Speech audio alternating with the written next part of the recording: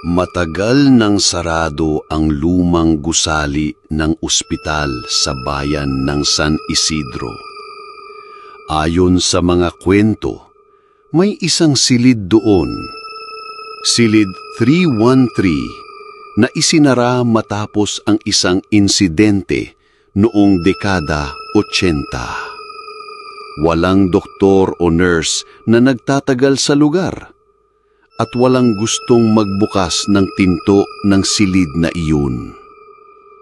Isang gabi ng Hunyo, 4 na estudyante ng kolehiyo, sina Rico, Ana, Joseph at Mariel, ang naghamunan na pumasok sa lumang ospital para gumawa ng vlog.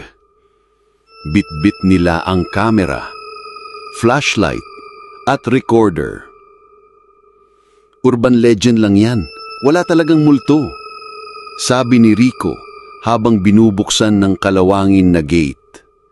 Pero habang naglalakad sila papasok, napansin nilang bawat hakbang ay may kaunting kaluskos na parang sumusunod sa kanila kahit sila lang ang nandoon. Ang pasilyo ay amoy bulok na gamot at lumang dugo.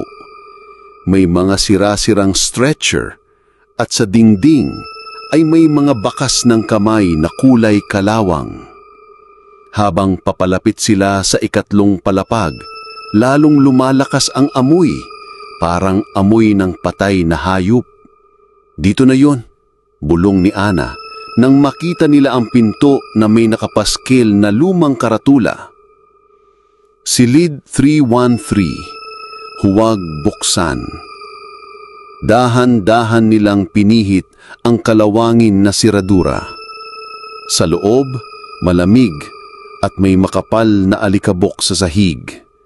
Pero sa gitna ng silid, may isang lumang kama na may nakatabing puting kumot. Parang may nakahiga. Props lang yan, sabi ni Joseph, pero nanginginig ang boses niya. Nang hilahin ni Mariel ang kumot, tumambad ang nabubulok na katawan. Balat na halos dumikit na sa buto, nakadilat ang mga mata at nakanganga na parang sumisigaw bago namatay. Bago pa sila makatakbo, sumara ang pinto ng malakas at nag-lock mag-isa. Numatay ang ilaw ng flashlight. Taning liwanag mula sa kamera ang naiwan at doon nila nakita na ang bangkay sa kama ay wala na. Nasaan na? Sigaw ni Ana, nanginginig.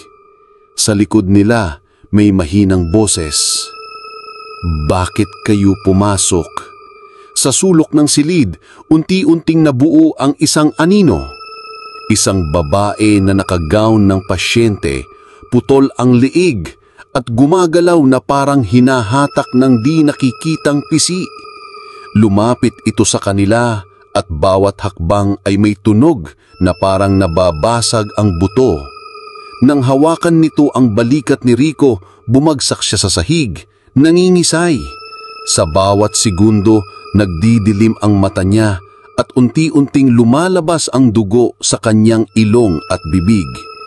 Isa-isa silang sumigaw pero tila nilulunok ng silid ang boses nila. Sa video recorder, huling naitala ang mukha ni Ana na humihingi ng tulong bago biglang madiliman ang lahat.